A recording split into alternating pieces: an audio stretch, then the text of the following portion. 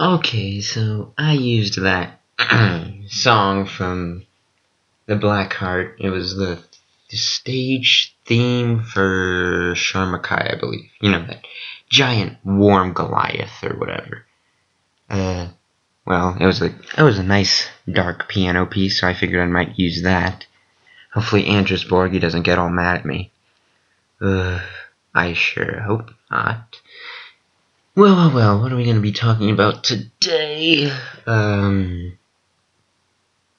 Let's see here. Dreams. Dreams, and dreams. In particular, the bad ones. Nightmares. Now, what do I fear? Let's see here. Not many things. But I will tell you this. Dolls. Not Barbies. I'm perfectly fine with Barbies. But when it comes to dolls, my lord, they're disturbing. Oh yeah, and I also don't like heights. So I guess you could say I have pediophobia, or acrophobia. And acrophobia. Acrophobia is the fear of heights. Pediophobia is the fear of dolls. Although when I first heard pediophobia, I thought it was the fear of kids. You know, pediatrics, but whatever. I don't know how people find those things as entertaining as other toys, because they don't seem like toys. They seem like they're the spawns of Satan, but whatever. That could just be me. Those porcelain ones really get on my nerves. Anyways, enough with that. So, I'm going to talk about some of these quote-unquote nightmares I had, because I don't really know if I should be afraid of them or just mind-boggled by them, because they're like really weird. So let's start from all the way back when I was young. So when I was in elementary, I wouldn't really call it a nightmare. I mean, it kind of was, but it didn't really have a bad ending, so let's see here. Okay. It was basically me and my class. We were in a haunted house, right?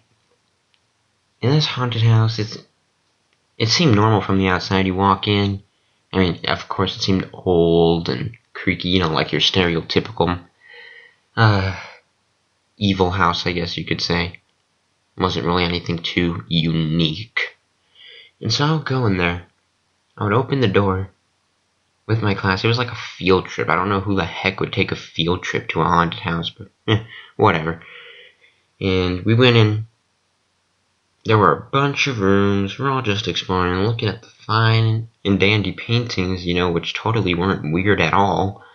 And we were just touring around, and slowly by slowly, classmates would start to go missing. So then we would get split up. The teacher was like one of the first ones to disappear. It was quite unfortunate for her. Anyways, so we went on. More people just kept on disappearing. And then eventually, I ended up disappearing from the entire class. Once we had got everyone back together, I don't know, I got lost or something. And then all of a sudden the floors started breaking apart. You see like black everywhere. You see shadows appearing and everything from the wooden parts of the mansion. But then you just slowly see it get torn apart and there's just a bunch of black. So I'm floating there in a bunch of black stuff, I don't know. And then you see these ghosts, similar to those from Luigi's Mansion. Not the boos, like the colorful ones. And they were just floating around and everything. I wasn't really scared. I was just like, where the heck is my class? And so it just kind of ended with that. Just a little ghost boogie party, and that was it. That was the most tame I've had. There was this other one where there was this earthquake on... Yeah, it was also in elementary school. It was on my elementary school, though. It was on school campus. So there's this one girl. For some reason, she confesses her love to me, even though we had no affiliation with each other whatsoever, other than being classmates. And so the ground just starts breaking apart. And that's it. I just wake up kicking my bed and the wall right next to me. Yeah. And I actually felt like I was awake. Now let's see. Now that was another really relatively tame one. My imagination starts to get a whole lot weirder as we go on. So, there was this other one, I believe, when I was in middle school. Man, it's already been that long, huh? Where I'm actually at my house. For some reason, it's like, I don't know, it's nighttime or early morning. You can't really tell because it's really dark. I mean, I looked at the alarm clock, but I think it said 2 in the morning or something. For some reason, my stupid ass decides to go down the stairs, open the front door, and walk out for whatever reason. And some of my friends from elementary, they decided to come along with me, and she was all telling me I had to go, so I listened, like the idiot I was, and, yeah, she's like, quick, go into that black van over there. Oh, black van, yeah, in the middle of the night, totally not suspicious, am I right? But being the idiotic child I was, I walked in to the back. I got to the back part of the van, and it was over by my neighbors from the left side of my house. And all of a sudden, this evil-ass witch turns around and she's like, you know that it was the main antagonist of Dead Silence, even though I've never seen that movie. I'm pretty sure if you search up, like, the witch from Dead Silence or something like that, you're gonna find that face. It was that face just staring back at me, laughing maniacally. And Jennifer, well, that was one of my friends, she was on the passenger side, and she was just screaming her head off. And yeah, that's how it ended. And then, oh wait, no, that's not how it ended. Then, I opened the door, and immediately just start running back to my house. And then when I got to the front porch, that's when it ended. Yeah. Oh yeah, and there's this really weird one I've been having. So, before I lived in a house, I lived in an apartment, alright? I don't know why, but when I would have these dreams, they were like the exact same thing happening over and over. I've had them like 5 or 7 different times. My friend, whose father is or was a psychiatrist or psychologist. I can't really remember which one he was. But he gave him a book of psychology, and he's like, it could be your subconscious trying to tell you something. I'm like, you think so? And he's like, yeah. But then it stopped. It stopped lately, so I don't know what it was trying to tell me. He's like, well, whatever the problem was, you must have fixed it. So basically, long story short, here's what happened. I was okay, so in the apartment, we lived on the higher floor. There were only 2 floors. I was on the 2nd floor. And for some reason, I would always approach the gate, go on top of the gate, and just jump off. It was like suicide. I would just jump off, and my face would immediately hit the concrete, and I would die. In just black. That's all it was. And then I would wake up. This happened like 7 different times, mind you, so I was getting like a little paranoid as to what was going on. But yeah, I haven't had that lately, so I think I'm good. Hopefully I didn't jinx that. But I think I'm good. Yeah, I should be good. Let's see, anything else? Oh yes. Now here's where we get to the really weird shit, my friends. Okay, so these are all ones from this year. So for those of you who aren't really into wrestling or like WWE, you probably won't understand who these people are, but let me just tell you who the cast is for this magnificent dream of mine. Rey Mysterio, Alberto Del Rio, The Undertaker, and no, it was Batista, I think. I'm not sure. And a bunch of freaking goons, I don't know. So I wake up in my dream. I'm on a freaking truck. You know, one of those big boys, not like the pickup trucks.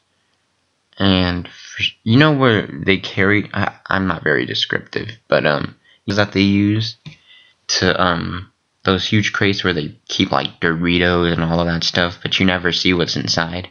They just have like the big brand name on it. Well, for some reason,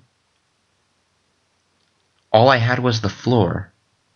There was no roof to cover me. There were no sides to cover me. I was just on the freaking plank, and that was it. So just remove the sides of that and just remove the roof. I was just there, and everyone could see me just standing there. And then I see these goons all trying to beat me up for whatever reason, because they're trying to rob? I don't know.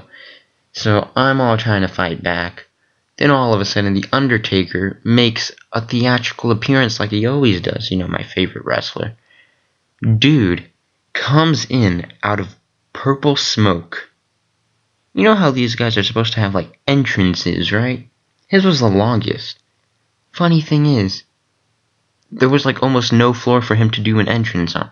But he does it anyway, because he's a badass. He just walks onto the freaking floor right behind the goons, and he just starts freaking beating the crap out of them. And I mean, like, he brutally beat them. Like, he snapped the guy's neck, threw another guy at a car that was coming, so ripped that guy, and then he fucking broke a guy's ankle, and I was like, what? What's going on? So, he says nothing, just disappears. And then it pans out from me and Undertaker. Then we go to this other place where they were going to load up all of the supplies. But in the place that they were going to attach to the truck, you know, the one I was telling you guys about earlier, the big ass crates that they have, you see Alberto Del Rio torturing Rey Mysterio with rods. I kid you not, this guy was using rods and spears. He was impaling Rey Mysterio. And Rey Mysterio was just all like screaming in pain. Agonizing pain. And the dude's like, he's all in like his, you know, Hispanic accent and everything. He's like, you know, I was hoping this day would come. Well, goodbye, Rey Mysterio. It was a nice time beating your ass. And then you just see him drive a rod straight into his knee, and the guy's all like, ah! And there's blood and shit all over, especially since Rey Mysterio's shirtless. You know? So all those tattoos are all getting tainted with his own blood. And then, miraculously, Ray survives. So it pans out of there. And then you have freaking Cody Rhodes, and he's like, and you hear his theme song, Smoke and Mirrors, playing. He's like, whoa, you only smoke and mirrors. And then you just have that all going on. It's like, what the heck is going on?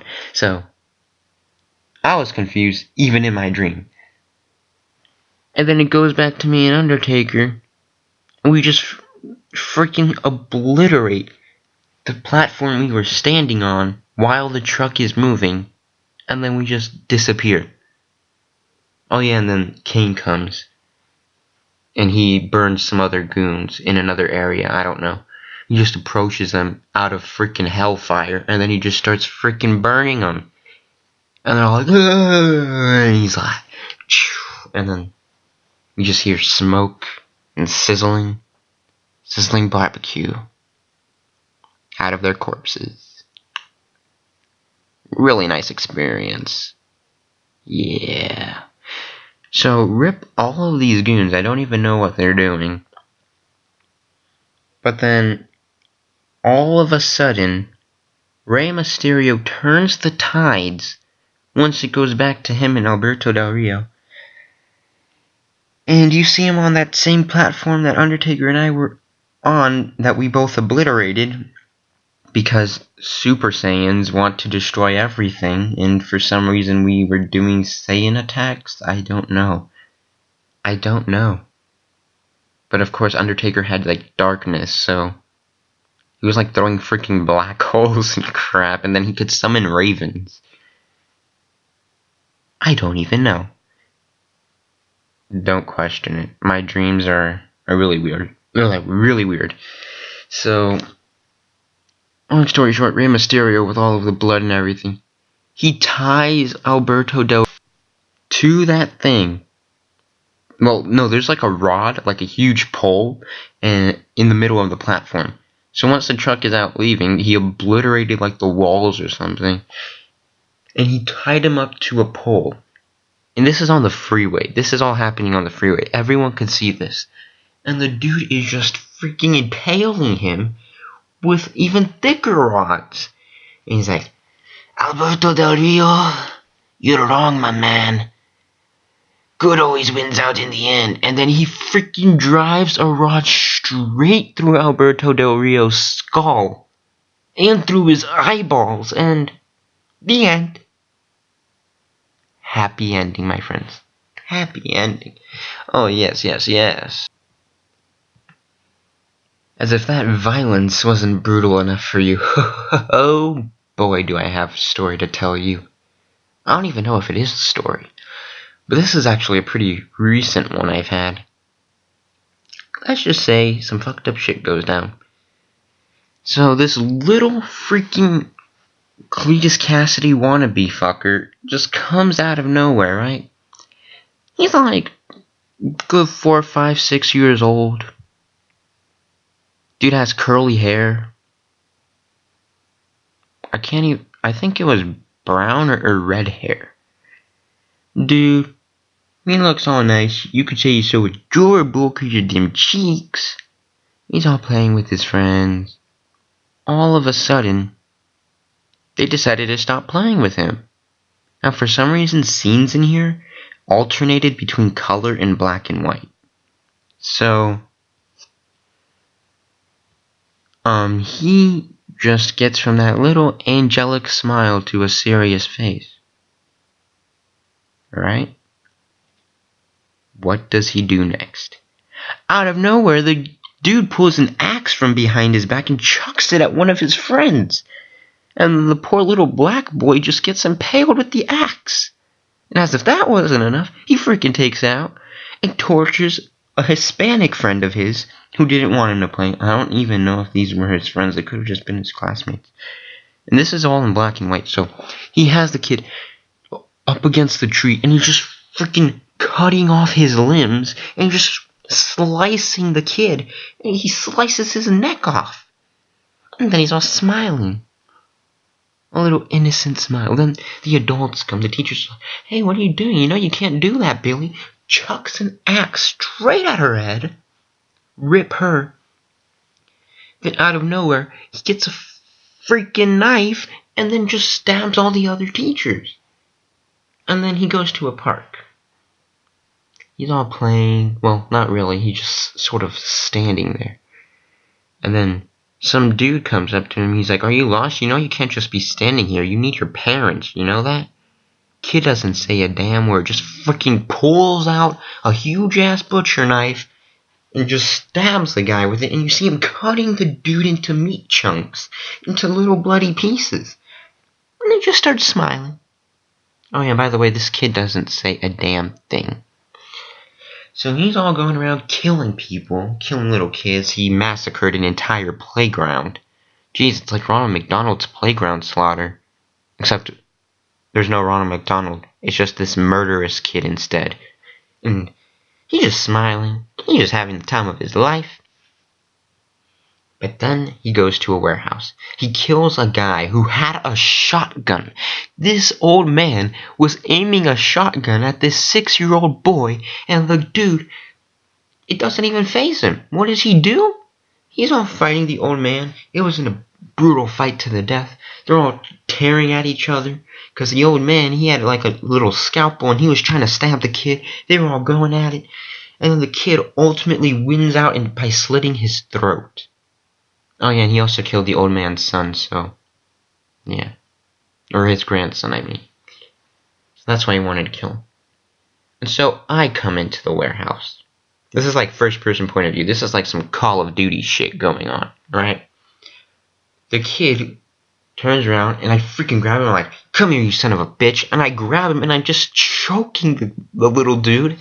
And then he just like, he's all gagging and everything. He's all like, trying to stay alive, and he's all like putting his little hands on my arms, and I'm just choking him so hard. I'm like, you've done so many bad things. I was like, your reign of terror ends now, and I freaking snap his neck. And as if that wasn't enough, I squeeze his neck so hard, his eyeballs burst out of his skull. I don't know why I am laughing. I'm just freaking demented, I suppose. But this kid, he was carrying a scalpel the old man had, and he tried stabbing me, but he couldn't. And it was like, you know how God of War has like those rapid button pressing parts? Yeah, it was like those. I had to like button mash, and I even had to use the joysticks to maneuver where I was going. And so it's like success. It's like fatality. And that was the end. We just rejoiced. Okay, now for the last one. You all know Super Mario World, right? I mean Super Mario 3D World, right? 2 different games. Whoops. Okay, so you see, it's like a treehouse or something. It's like a treehouse level. You see Mario, Luigi, Peach, and Daisy just going about. There's Toad, too. They're just exploring, doing their thing. No enemies to find whatsoever. They're just going into the houses. We're all going in. And then all of a sudden, there's this one house. So it looks like a little treehouse. It's like a playground. That's the level. So they're all going up and down the slides. It looks all nice, all innocent. But then my fucked up mind has to come in. It's like, nope, you thought. And so Mario's like, you know, guys, I'm just gonna go into this house real quick, right? So he goes. Then Mario comes out of the house. But then it goes back into the house. I'm in the house. And there's this woman. She looked really evil. She looked like she was going to kill me. But then she tries seducing me. She tries taking off her clothes. And she's like, well. She's like, are we gonna get started or what? I was like, what? Like she tried putting a knife to my throat. And so in response, I took out my knife and I'm like, I'm going to kill you. I was like, I'm going to make sure you can't do any harm to anyone else. She's like, the only harm I'm going to be doing is to your heart. I was like, what? And then she just starts getting full-on erotic on me, and it's like some weird-ass dream fantasy is going on.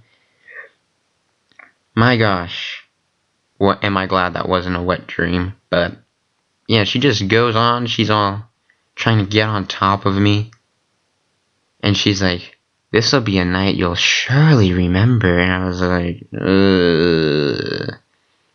And she's all trying to seduce me and everything. And then I was like, I don't know how to feel about this in my dream. That's what I was saying. And then she tries stripping me down. She does it.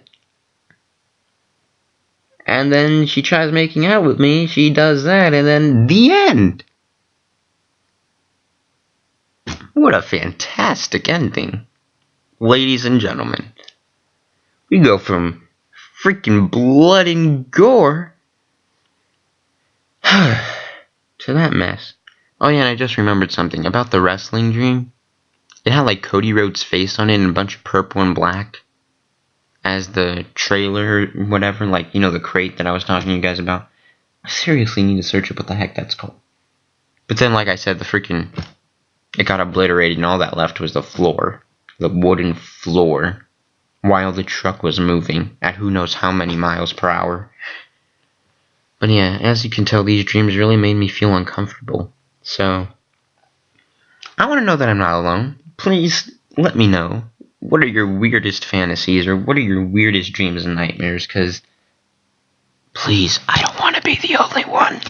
I really want you guys to tell me some really strange stuff, because this really makes me feel uncomfortable, alright? Like, yeah, oddly enough, despite me loving Carnage a lot, I don't think I've ever had a dream with Carnage in it. I've had dreams with Spider-Man, but I've never had dreams with Carnage. Or even Venom, for that matter. I don't know, but Sweet Doll told me about this one where she had like a nightmare of Carnage, and this solidified my point when I said Carnage could be a perfect horror movie villain. She said, like, his voice was not like mine. It was, like, 10 times worse because it was demonic and shit. It was, like, distorted, and it had, like, multiple voices in one.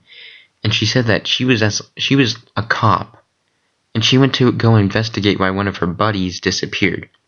That was her assignment. So she goes at midnight. She goes into this, like, barn house, and then she hears this voice just taunting her. She said it was really freaking disturbing. She sees the shadows. She sees, like, people.